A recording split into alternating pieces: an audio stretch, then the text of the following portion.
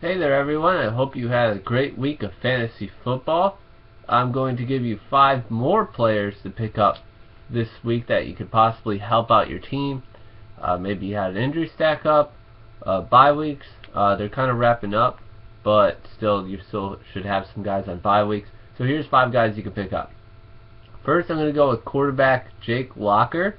He's only owned in, I believe, 15% of Yahoo leagues, and he's been a really good QB. Every game he's played this year, he's coming off a pretty solid game that he had. He had over 20 fantasy points, I believe, and he's just a really good grab. He's going to give you some stability at the quarterback position. Definitely a good spot start for you. Before his injury, he was playing lights out in fantasy football, and after his injury, it looks like he's going to be about the same. So give him a shot. Pick up Jake Locker. He's a really good backup quarterback that you might need. Next, I'm going to go a little shot in the dark. Go with quarterback Jason Campbell. He's only owned in 3% of leagues. Like I said, if you can't get Jake Locker this week, Jason Campbell might not be a bad option if you have a quarterback that you need to pick up. Maybe for a spot start or just a guy off the bench. He had a really good week with the Browns in terms of fantasy value. He's going to be the starter for the rest of the year, so if you're in a really deep league, pick up Jason Campbell. He could be a good backup for you. Or if you're like a quarterback on a bye or a quarterback's injured, Jason Campbell's not a bad get for you. The one good thing about him, he's not going to really have a really bad game. He's a really consistent quarterback. He's always been his whole career. He's not going to get you a 40-point game, but usually he stays away from those dreadful games where you get like 5 points, like Colin Kaepernick has had this year. He usually stays away from those. Next, I'm going to go with wide receiver Marvin Jones. I did tell everyone to pick him up last week. I'm going to tell everyone again to pick him up. He is Cincinnati's favorite red zone target because A.J. Green gets double teams on the outside. That was obviously clear last week as he had 4 touchdowns. He had a monster fantasy week, one of the best fantasy weeks a receiver can have.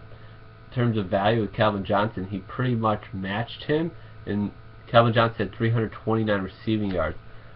Obviously, Marvin Jones isn't going to do that every week, but you have to pick him up if he's available. I think he's owned in like 23% of Yahoo leagues. Get him because he's a favorite red zone target. They go to him almost exclusively in the red zone. I mean, when you're catching 4 touchdowns like that, that's saying something. And like I said, with A.J. Green out there, they can't not double him. Or they can't double Marvin Jones. So, I mean, A.J. Green commands a double team, and it doesn't matter if Marvin Jones had 4 touchdowns or not. You can't double team 2 receivers on the outside because that would just give up too much. So definitely pick that guy up, and honestly, he's looking like a start now as a 3rd or 2nd wide receiver. Marvin Jones he's been pretty phenomenal the past 3 weeks, so definitely give him a look. Next I'm going to go with Kenny Stills. He's been really inconsistent this whole year. A lot of people had high hopes for him. But the past 2 games he's had really good fantasy weeks and he's shown some explosiveness. He's not going to get a lot of targets, but usually when Drew Brees sees someone open, he hits them. And Kenny Stills is kind of like the long range threat.